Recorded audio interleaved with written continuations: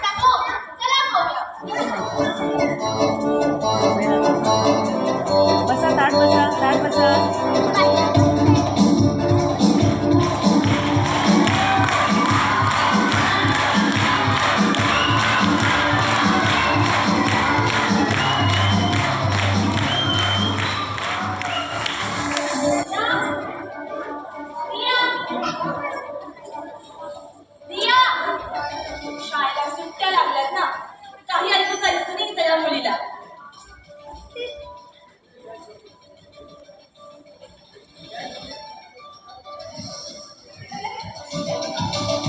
रिया, चल नाश्ता करायला ये. अगं जायचं ऑफिसला, उशीर होतोय ना. रिया, काय? अगं नाश्ता करून घे. लवकर ये हं.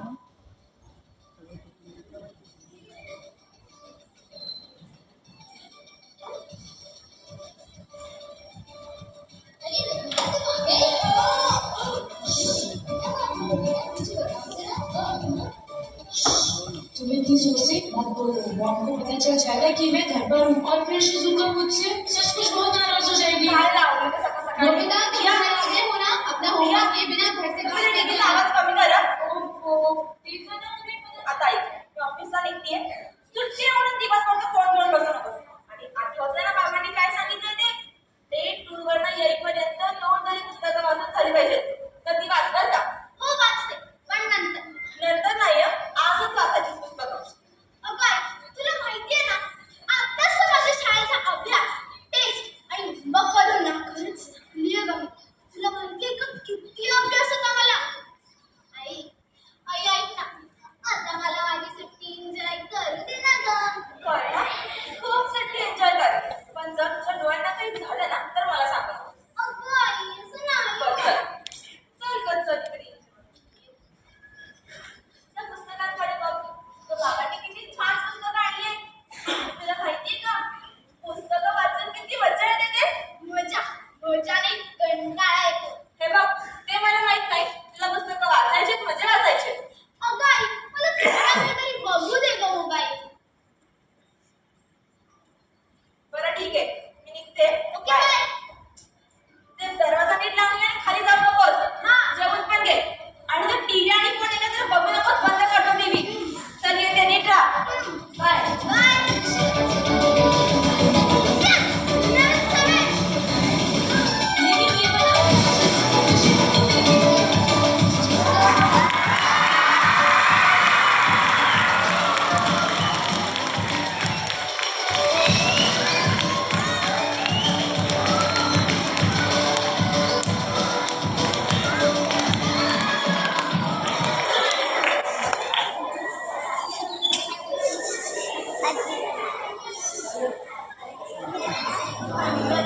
काय झालंय? अजूनही तिने एकही पुस्तक वाचलेलं नाही. तरी तिचे आई बाबा किती सांगत असतात.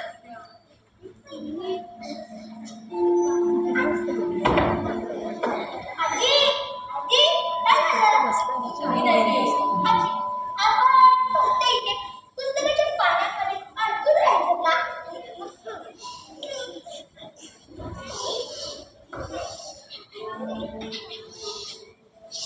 तिला गोष्ट वाचायला सांग. नाहीतर आता मी नको बघ.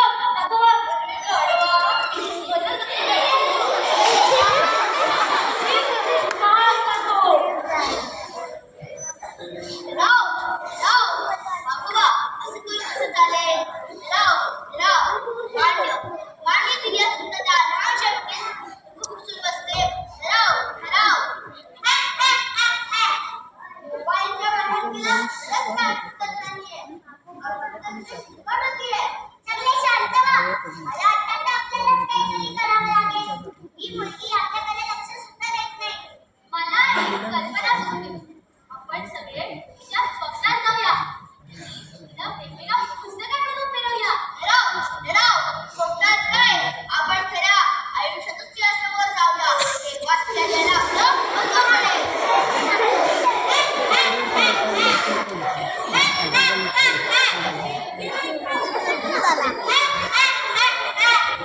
मी तुमच्या सोबत आहे. तिला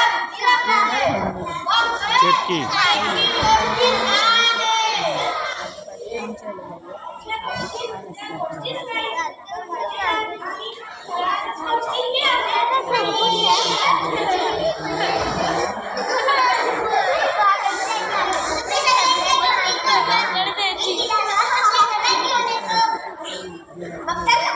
आजपासून शिक्षण सुरू. जोपर्यंत ती पुस्तक मिळत नाही तोपर्यंत तिला त्रास द्यायचा. अरे त्रास नाही रे, थोडी गंमत, थोडी भीती आणि थोडा धडा. तिला कळायला हवं. अल्लड गोष्टी पल्लड गोष्टी. हो हो, कल्याण गोष्टी, कल्याण गोष्टी.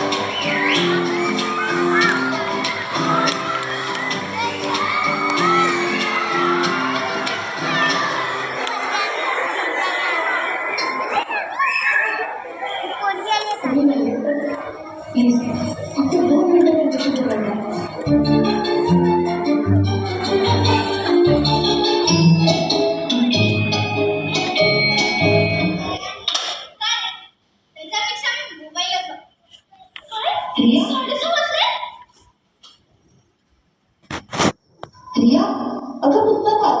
रिया, अगं रिया, ते पुस्तक वाच. रिया, पुस्तक वाच. थांबवते तिला तू. हो. रिया, तुला किती वेळा सांगितलंय जोपर्यंत पुस्तक नको वाचू. रिया,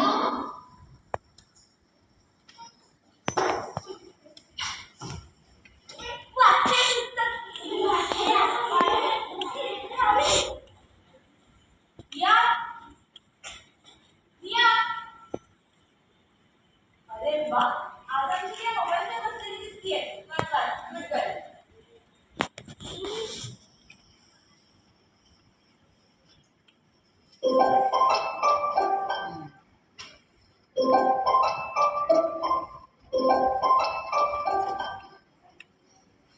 बाबांचा आवाज आहे. कोणाचा फोन आहे का रिया? बाबांचा आहे. हा बोल बोल. हॅलो. हो मी मजेत. हो आता जस्ट आली आहे. मला सुट्टी लागली.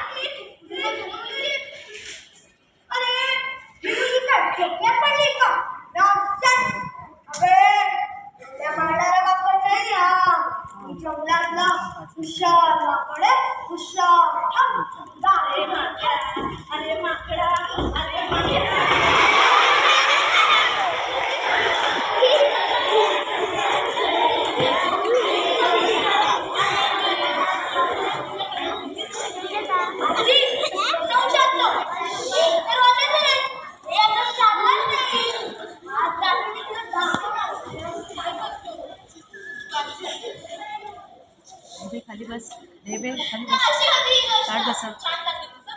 जरा बस. जेवणाचं बघ.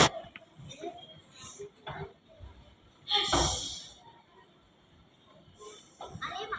अरे.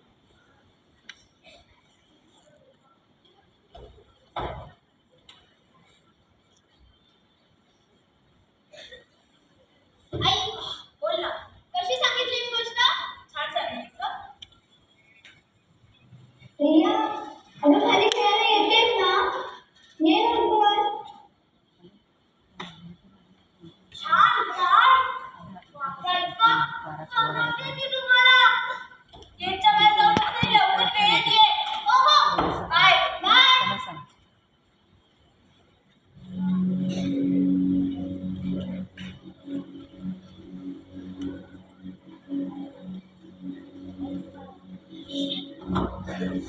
बघा बघा, रिया खोटं बोलली.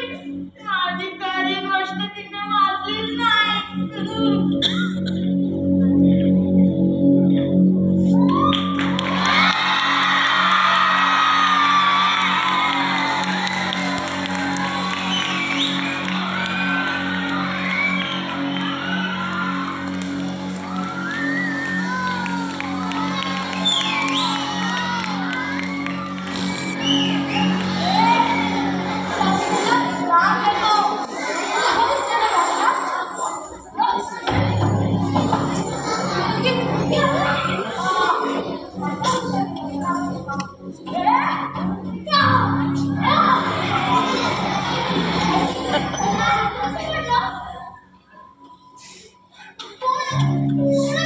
माझ्या पुस्तकात.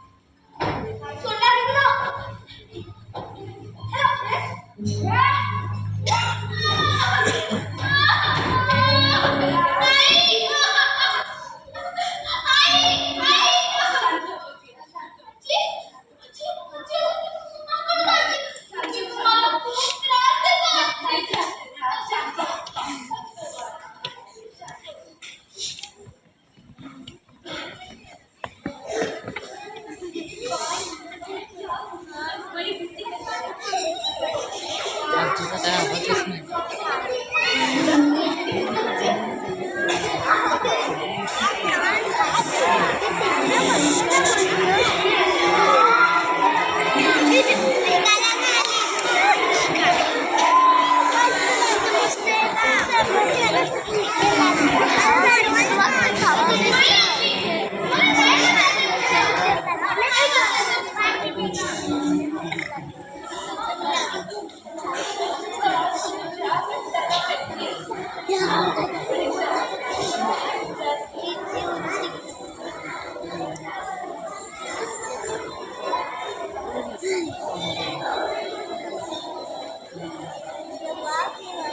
त्याची प्रॅक्टिस नाही करून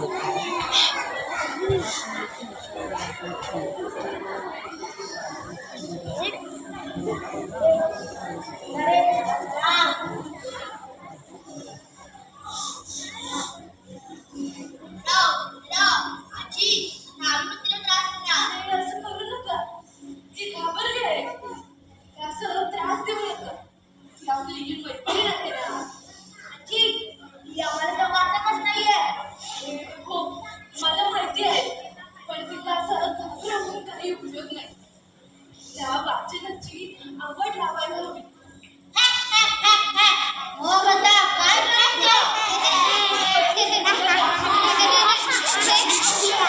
वैष्णवी खाली बस.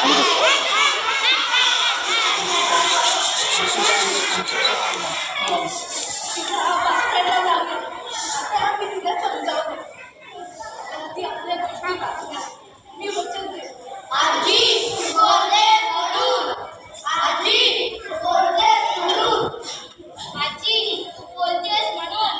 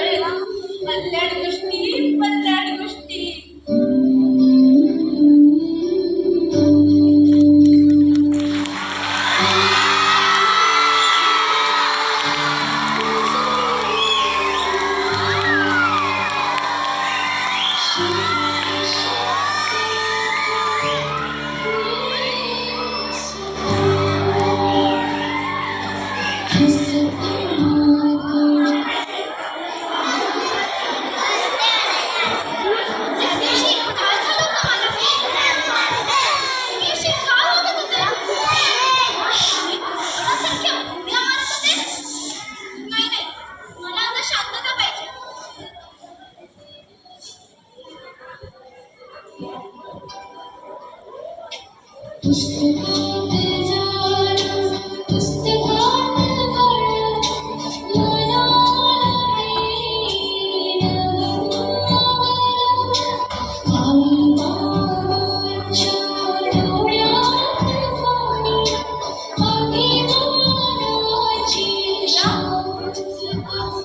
काय झालं? तुला असं पण बरं वाटत नाही का?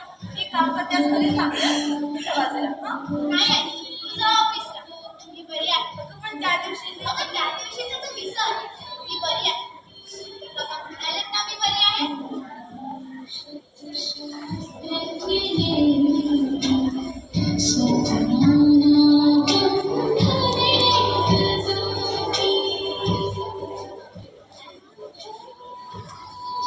रिया, मी निघते मग ऑफिसला आणि काय लागलं तर लगेच फोन कर, मी लगेच येईल. आणि तो मोबाईल बाय बाय. डोंट वरी, मी नाही येणार. तिच्या टेक केअर बाय.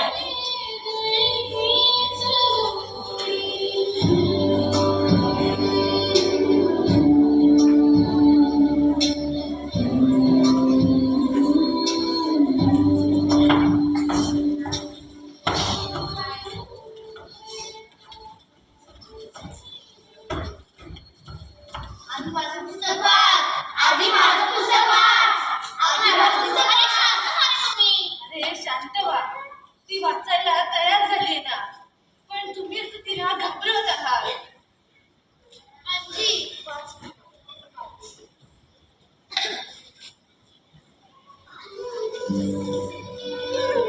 एका चमच्यात एक ससा, मीठ आणि चिमणी टाकली. ते तिघंही खूप चांगले मित्र होते. काका बायकोला ससा आहे.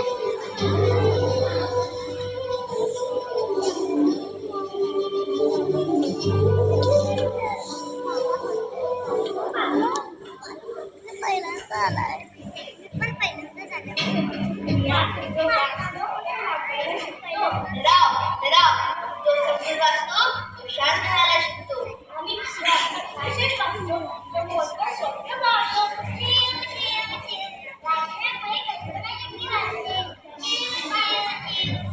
हो, तिकडे सरी बंद केली. किती अवघड. किती जंगल. तर कधी नवं जग दिसतं. आता तुझं आयुष्य आनंदाने भरेल. लाव, लाव, लाव.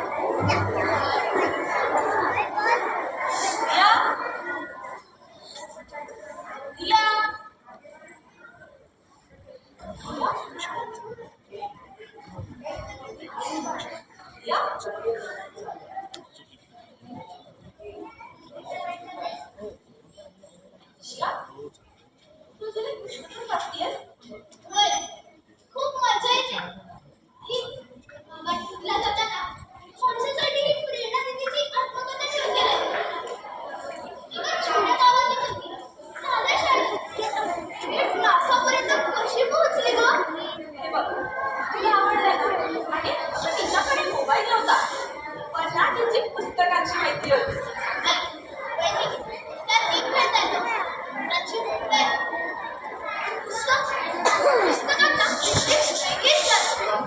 पुस्तक आपल्याला अशा जगात घेऊन जातात जिथे आपण कधीच गेलो नाही. हे बघ रिया, अगं, तू किती बदलली आहेस. आणि तुला माहितीये हे सगळं जर बाबांनी ऐकलं ना तर ते किती खुश होतील तुझ्यावर. आई, मला ना आज माझे नवीन मित्र भेटले ग. मागाने मला स्वाभिमान शिकवला. मागण आणि विदूषकाने मला खूप हसवलं. रीना दीदीनी मला जिद्द दिली आणि आजीच्या त्या पट्ट्यातल्या गोष्टींनी मला संस्कार आणि नाते शिकवले. चिमणी, बेडूक, ससा हे गोष्टीतून मला काय काय शिकवून गेले ग. रिया,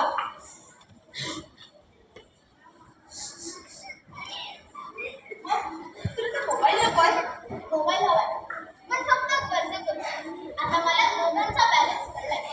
आणि तुला माहितीये मोबाईलमध्ये जग बघता येतो पण पुस्तकातून ते घडवता येतं. अरे वा रिया, आज ना तुझ्या आवडीचा मॅच करते. हा एक मिनिट हा. अगं हे काय, बाबांचाच फोन आला. हॅलो, तुम्हाला माहितीये का रिया पुस्तकं वाचते. हो, शास्त्रज्ञाचं वाचलं, आजीचं वाचलं.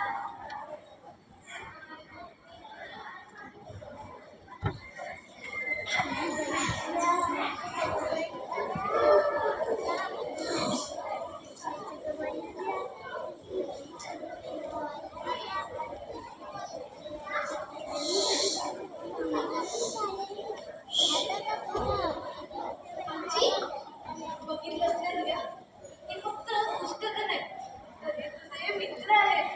हो आजी, हे सगळे किती छान आहेत. पण हे मला आधी दिसले का नाही? कारण माझं लक्ष त्या मोबाईलच्या छोट्या चौकटीत अडकलं होतं. मोबाईल तुला जगाशी जोडतो. पुस्तकाला स्वतःशी आणि लिखाण मातीशी जोडतं. आपल्या मराठी संस्कृतीतली नाही गोष्ट सांगणारी आजी आणि ऐकणारी नाही. ते केवळ पुस्तक नाही, तर ते संस्कार आहेत. आता मला माझी चूक कळली. लक्षात करा, म्हणजे प्रेम, ज्ञान आणि संस्कारांची जोडी आहे. आपल्या मातृभाषेत वाचले तर आपल्या पूर्वजांची आणि आपल्या संस्कृतीची संवाद साधले. आजी, त्यामुळे आज तरी पुस्तक वाचणार.